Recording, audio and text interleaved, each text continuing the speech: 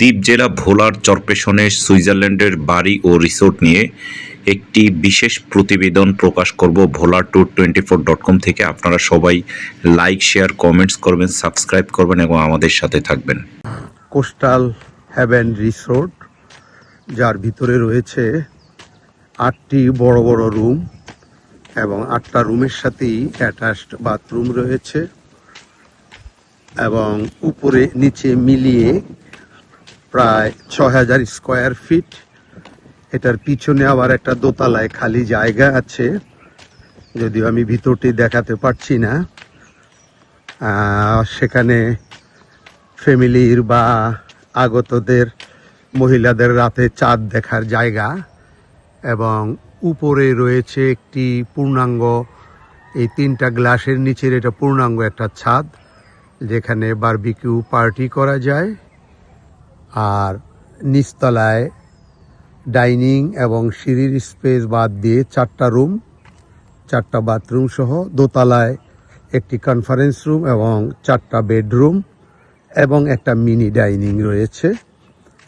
এই হলো আমাদের বাগানের অবস্থা। আমাদের ঘরের পশ্চিম পাশে দিয়ে রয়েছে এখানে প্রায় 1.5 একর, এখানে বিভিন্ন ফল ফলাদির গাছ। সেটার কর্নারেই আমরা পাওয়ার হাউসটি করেছি।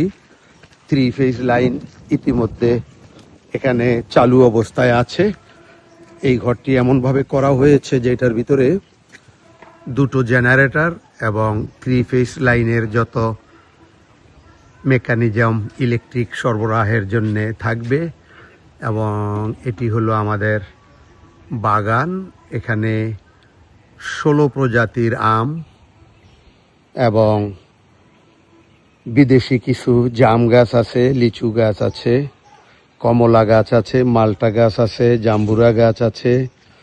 এই হলো আমাদের বাংলোটি, যেটির আঙিনা সম্পূর্ণ গ্রানাইট পাথর দিয়ে করা হয়েছে। দরজা জানালা সবই ভালো মানের দিয়ে ঢাকা থেকে করানো হয়েছে। এটি হলো একটা খালি জায়গা, এটা একটা ছোট অফিস করা যাবে বা রিসিপশনের জন্যে। এবং সামনের এই খালি জায়গাটিতে এখানে 25টির মতন প্রাইভেট কার রাখা যাবে একদম সামনে। এটা হলো আমাদের ইন্টেরিয়র। এই ইন্টেরিয়রের এটা আমরা আপাতত বসি, যেহেতু কেউ থাকে না। তবে এগুলি প্রস্তাবনায় ছিল এটা ডাইনিং এবং এখানে একটি রুম রয়েছে বেশ বড়, এটাও অ্যাটাচড বাথরুম, একেবারেই খালি পড়ে রয়েছে।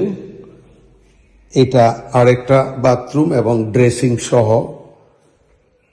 এটা 2টো বেড, আলমারি সহ, সাইড টেবিল সহ রেডি আছে। এবং এখানে রয়েছে আরেকটি রুম, এটাও সম্পূর্ণ প্রস্তুত, কেউ থাকে না, সেজন্য খালি অবস্থায় পড়ে আছে। 20 সেট সোফা তৈরি হচ্ছে। এটা হলো কিচেন, লোকবলের অভাবে খালি। এটা ছিল আমাদের জিমনেশিয়াম অথবা লাইব্রেরি, দুটোর একটা করা হবে। এটা নিয়ে নিচতলায় 5টি রুম। আমরা দোতলায় যাচ্ছি, সব মার্বেল পাথর দিয়ে করা, রেলিংটা লাগানো হয়নি এখনো। আমরা চলে যাচ্ছি দোতলায়। দোতলায় এখানে পিছনের অংশে এই খোলা জায়গাটি শুধুমাত্র পারিবারিক রাতে গল্প গুজব করবে এবং এখান থেকে সরাসরি মহিলারা বা বাচ্চা কাচ্চারা চাঁদ দেখতে পারবে। এই চাঁদ দেখার প্ল্যানেই করা হয়েছে। গাছ ভর্তি নারিকেল, মাশাআল্লাহ, আপনারা দোয়া করবেন। এমন 220টি গাছ আছে এখানে। আমার এখানে 2টো কারেন্টের লাইন, এটা বাড়ির পিছনে দিয়ে একটা ঢুকেছে, সামনের দিয়ে ঢুকেছে 3 ফেসের আরেকটি লাইন। এই হলো চাঁদ দেখার জায়গা, এটি সিঁড়ির গলি, এবং এটা হলো দোতলার আমাদের কনফারেন্স রুম, যদিও একেবারে খালি। আমরা যাচ্ছি, এই হলো দোতলার বারান্দা।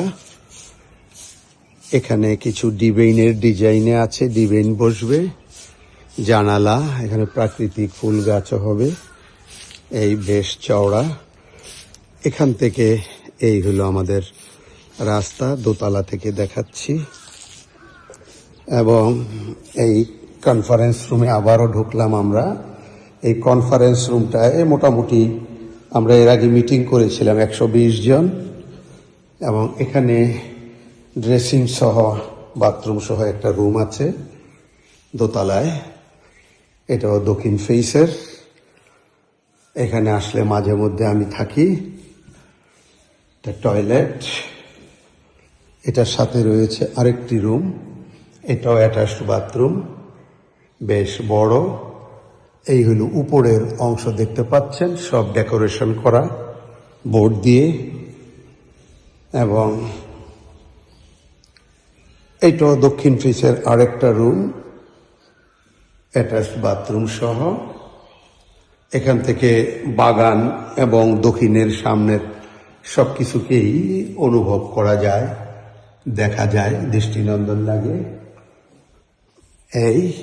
এই হলো ছাদের অংশ।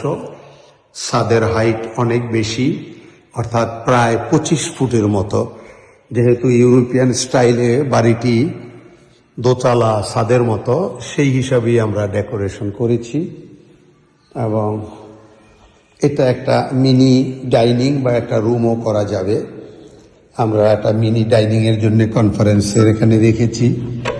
এটা আরেকটা রুম, এটাও ছাদ সম্পূর্ণ ডেকোরেশন করা। এই বাথরুম, এই হলো বেডরুম। এটা থেকেও সরাসরি বাগানকে উপভোগ করা যায়। আমার এই প্রজেক্টে প্রতিদিনই প্রায় আমার মনে হয় 5 থেকে 7 হাজার ঘুঘু পাখি আসে। এটা হলো আমাদের বাড়ির পিছনের অংশ, খুব একেবারে সবুজে ঘেরা, দোনোদিকেই ভিউ রয়েছে। এবং লাল শালিক, কালো শালিক, এগুলি আমাদের এখানে হাজার হাজার পড়ে। বিশাল জায়গা। এখানে কোনো মেহমানরা আসলে বা কোনো অনুষ্ঠান হলে এখানেও অন্তত 100 জন লোকের বারবিকিউ পার্টি চলবে। এই হলো ছাদের টাইলস। এবং এখানে বসেও আপনি দোলনায় বসে বা অন্য কিছুতে বসে ভিউকে দেখতে পারবেন। এই হলো আমাদের ঘর থেকে 650 ফিট দূরত্বের সৌন্দর্য। রাস্তার দুপাশেই 2 ধরনের ফুল গাছ লাগানো আছে, এবং ফুল গাছের নিয়ন্ত্রণের বাইরে সারি সারি করে পাম গাছ, সুপারি গাছ লাগানো আছে, যেগুলি ফুল গাছকে প্রোটেকশন দিয়ে রাখবে।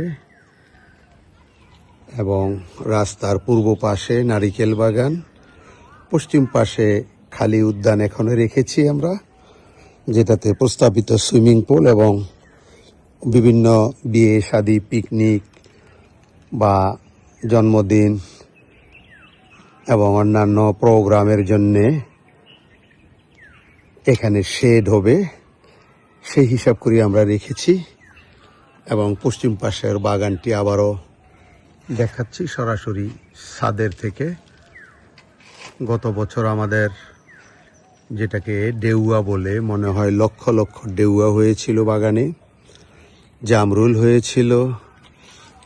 এখন আর জামরুল নেই, জাম হয়েছিল। এই হইল আমাদের বাগানের অবস্থা এবং বাড়ির ভিতরটা।